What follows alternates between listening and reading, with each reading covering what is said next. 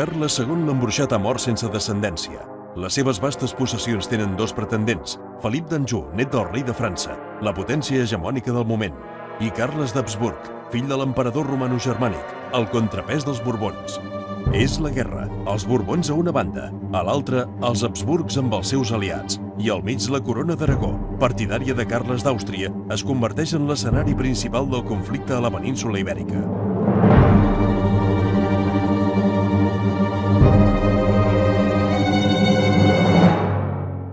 «1714.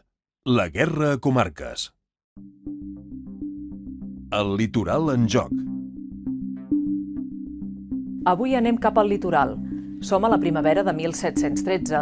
Les tropes aliades es dirigeixen a les costes de Barcelona i Tarragona per embarcar-se. El Tractat d'Utrecht ja ha reconegut Felip V com a rei d'Espanya, o sigui que les tropes de Carles III ja no hi fan res a Catalunya. La guerra de successió s'ha acabat. Comença la guerra dels catalans. L'acord per evacuar l'exèrcit del sobirà austríac s'assigna a l'Hospitalet de Llobregat i allà hi tenim el nostre corresponsal, Janot Cava. Sí, molt a prop d'aquí, el juny de 1713, representants dels dos bàndols s'asseuen per organitzar el final del conflicte, perquè de fet oficialment la guerra s'ha acabat, o almenys això és el que diu el Tractat d'Utrecht.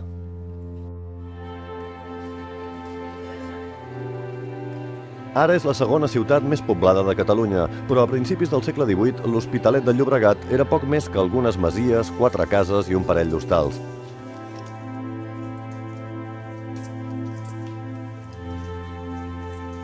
Els pocs edificis que encara sobreviuen són aquests i molt probablement va ser en algun d'ells on es va signar el conegut com Conveni de l'Hospitalet.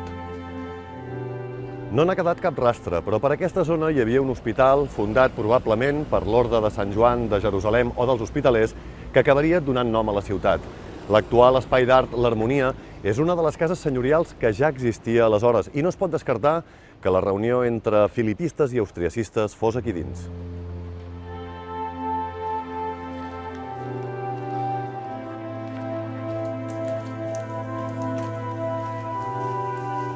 Una altra de les finques que encara queda és la que ara es coneix com Casa Espanya perquè va ser propietat de la família que du el mateix nom.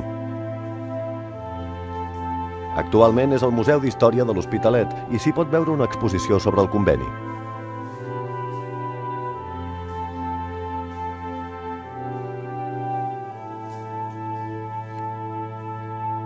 Aquest és el document que estipula com s'han d'evacuar les tropes imperials de Catalunya, Mallorca i Eivissa. Hi podem veure les signatures del comte de Koenigsegg pel bàndol aliat i del marquès de Ceva Grimaldi per part dels borbònics. A més, també hi ha les firmes dels dos militars anglesos que representaven la flota aliada. Ara ja no en queda cap dubte, els catalans estan sols i si volen continuar la guerra ho hauran de fer pel seu compte. Barcelona continuarà la guerra, però no Tarragona. Allà, els militars alemanys que comandaven l'exèrcit aliat no tenien cap intenció de seguir pel seu compte. Tarragona havia jugat un paper important pels austriacistes, era la connexió amb Menorca i durant la guerra s'hi van construir nous fortins com el de Sant Jordi i el de la Reina. Al llarg del domini austriacista també s'aixecà el portal i el baluard de Santa Bàrbara. Però l'exèrcit aliat seguiria fil per ran del conveni de l'Hospitalet i entregaria la ciutat als borbònics sense que es disparés ni un sol tret. De res va servir l'intent del general Rafael Nebot per evitar-ho. Ni els mateixos austriacistes van deixar entrar l'expedició del militar català a la ciutat. Nebot es va retirar fins als voltants de Torredembarra, on hi va haver la primera batalla entre els borbònics i els catalans, ja sense l'exèrcit aliat. El 1713, Torredembarra era una vila envoltada de camps i pastures que no arribava als 1.000 habitants. El poble ha canviat molt, però l'edifici on ara hi ha l'Ajuntament ja existia.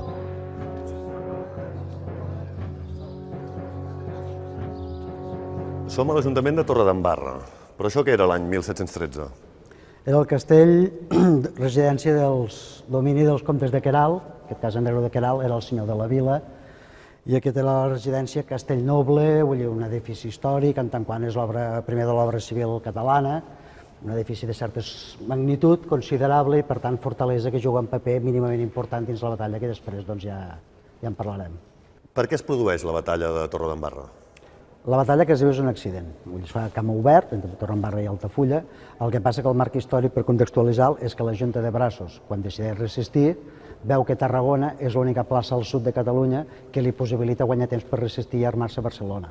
Llavors el que fa és enviar un exèrcit, cuita corrents, per ocupar Tarragona, que al final no acaba ocupant-lo perquè les tropes imperials no el cedeixen, i llavors les tropes el Rafael Nebot, que després hi ha problemes en la batalla, el que fa és que puntualment ocupen espais per aquí, Callà, Altafulla, Torredembarra, hi ha una petita batalla dins aquest castell, abans del marc de la batalla entren les tropes castellanes, hi ha un petit contra els miquelets, aquí mateix no va molta cosa, segurament petita escaramussa comparat al que és la batalla en camp obert que es va desenvolupar. Sí, aquí es produeix, entre cometes, l'aperitiu del que serà la batalla. Després de petits enfrontaments al castell, arriba la batalla de veritat. Els exèrcits prenen posicions, però el general Nebot no ho acaba de veure clar.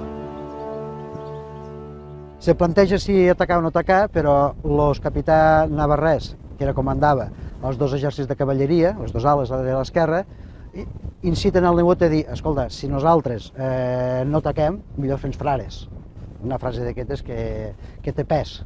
I aleshores es pren aquesta decisió fatal, pel que sembla. No, jo crec que el plantejament seu militarment és molt correcte. És una batalla plantejada a camp obert, amb un nombre ja considerable d'exèrcit, estem parlant d'uns 1.200, segons les fonts, 1.200 catalans, són 500 genets i 750 a peu, miquelets i fusellers, i d'altra banda, el brigadier González, que comanda les tropes borbòniques, tenim aquí 700 genets i 350 persones, o 400, depèn de les fonts. Pot dir que era un enfrontament força equilibrat. És un enfrontament a nivell de nombre pràcticament semblant. El que marca la diferència és el nombre de genets. Vull dir, són 200 genets més i a camp obert, innegablement, tenien molta força. Diuen que va ser una carnisseria. Va acabar sent-ho, malauradament, per les tropes catalanes. I per què? Quan se planteja l'ordre militar, camp obert, normalment sempre es feia infanteria al mig, cavalleria a la dreta i cavalleria a l'esquerra. I en un determinat, la vessant de la dreta, el català, que manava un capità aragonès, capità Nassarre, diu, compte, que sembla que vinguin borbons des de Tarragona. Això fa que marxi la cavalleria, acte seguit la cavalleria de l'esquerra també se retira, deixen solta la infanteria i automàticament tota la cavalleria borbona arrasa els fusellers i miquelets creant una carnisseria. Es coneixen xifres de morts, de presoners? Va haver 80 morts i sobretot l'important són 400 presoners. De fet, és el primer cop que s'aplica el que es diu un delme de forca, que de cada 10 presoners ne pengen un a la forca. I els altres? Els altres bàsicament van anar a galeres, aprofitant que hi havia vaixells de la tropa castellana al port, se'ls va castigar a galeres, que era pràcticament una mort.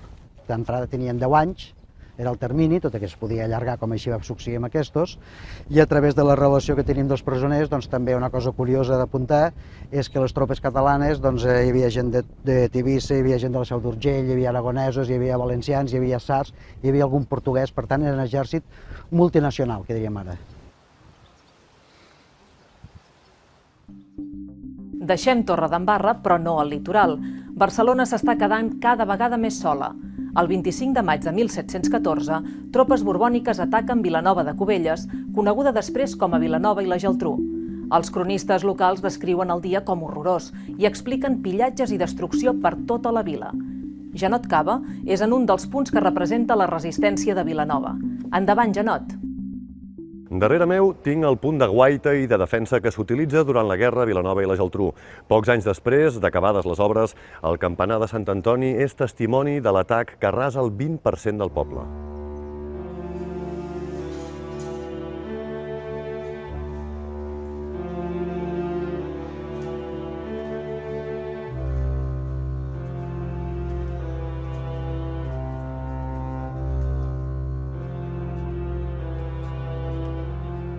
Des de dalt al campanar es devia veure bé l'assalt de les tropes filipistes. De fet, Vilanova de Cubelles no eren més que alguns carrers al voltant de l'església. La ciutat no s'allargava gaires metres més enllà del que és avui el campanar i l'església parroquial, no? Pocs carrers, vols dir? Sí, sí. Llavors, a partir d'aquí, imagineu-vos, eren camps erms fins pràcticament a la platja, i a la platja sí que es havia començat a configurar d'una manera molt incipient un petit barri mariner a partir de les botigues dels mariners, dels magatzems on tenien els ornejos de treball, doncs a poc es havia anat creant un petit barri mariner, no? Però entre tota aquesta distància que veieu eren camps. Tal com avui plantegem o veiem el mar i veiem la costa i tots els seus avantatges, en aquella època no deixaven de ser una sèrie de problemes o prejudicis. Per mar arribaven els pirates, per mar era un cau de problemes. Aleshores, la temptació, diguem-ne, era que sempre l'important era els conreus, era una ciutat tradicionalment pagesa i per tant miraven cap a muntanya. L'eix principal que travessa tota la ciutat, que és l'eix vertebral de Vilanova, que és la Rambla, la seva Rambla que va des de Mar fins aquí a la vila, capdamunt de la vila, doncs no està alineada amb el que seria l'església parroquial. Per tant, vol dir que una cosa i l'altra no anaven ben lligades. O sigui, es pot dir que aleshores Vilanova era més un poble de terra que de mar. Evidentment. Era un poble més mirada a muntanya, no tant a mar, això va venir molt a posteriori. El 25 de maig, en ple assalt, què es devia veure des d'aquí? Bàsicament el que es devia veure és moltes columnes de fum. Prop d'un 20% de les cases que existien en aquell moment estaven destruïdes total o parcialment. I això ens arriba amb molt de detall per carrers i per cases. I tot i que, en alguns casos, també ens arriba la notícia de que van ser els propis veïns que es van autoimmolar d'alguna manera, van simular l'incendi de la casa per fer veure que havien estat saquejats, no? Perquè no es devinguessin. Ells mateixos cremaven palla o cremaven matalassos per donar a entendre a les tropes ocupants de dir, no, escolta, nosaltres per aquí ja hem passat, no? Per tant, en qualsevol cas, la realitat és això, que estan documentades 119 cases, sobre al voltant d'una gairebé 600 que n'hi havia, que van ser destruïdes.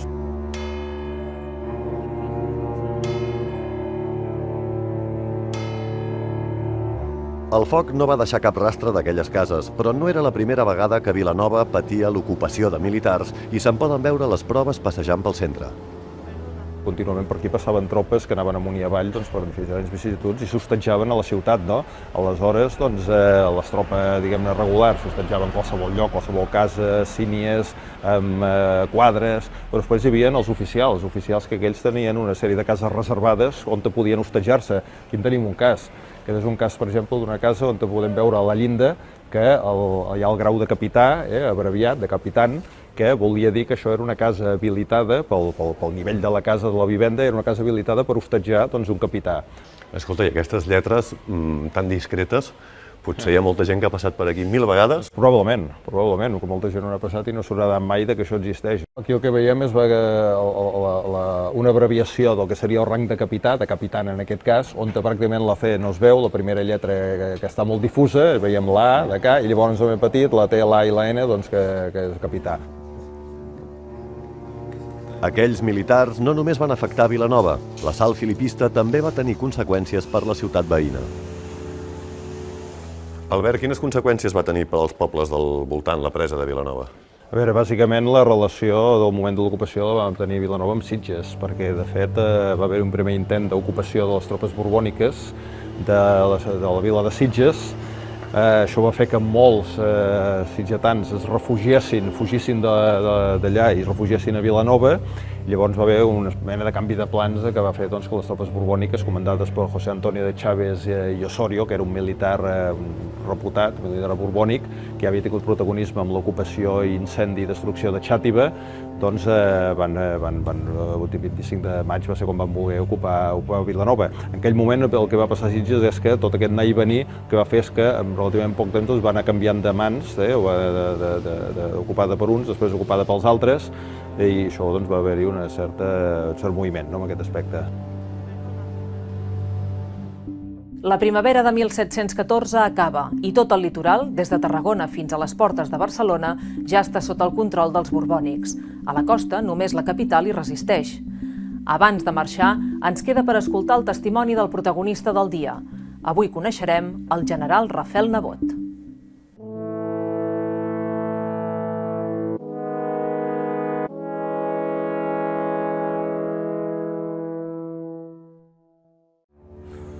M'he enfrontat dotzenes de vegades a la mort. des d'Elx fins al Rosselló, en tots aquests anys de lluita. I avui, en veure-la, he tingut por de debò. Potser avui, per trobar-me a prop de casa, de Riudoms, em tocava morir.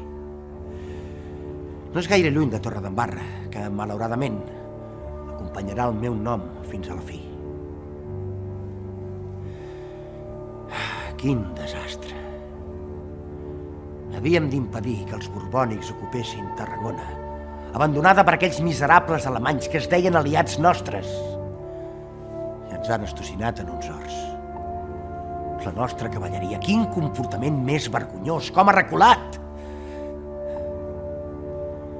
He vist morir molts dels meus soldats, i com es rendien molts més, centenars, abans de retirar-me. Planyo els presoners. Hi ha massa odi perquè els enemics se'ls tractin com a homes.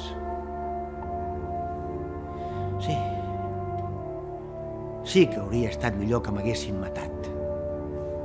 Ja ningú no recordarà aquell general nebot que va vèncer a Teià, a Caldetes, a Vilassar i a un munt de llocs més, sinó aquell que va ser derrotat a Torredembarra i que va perdre Tarragona definitivament. Com m'han destrossat la fama, malparits!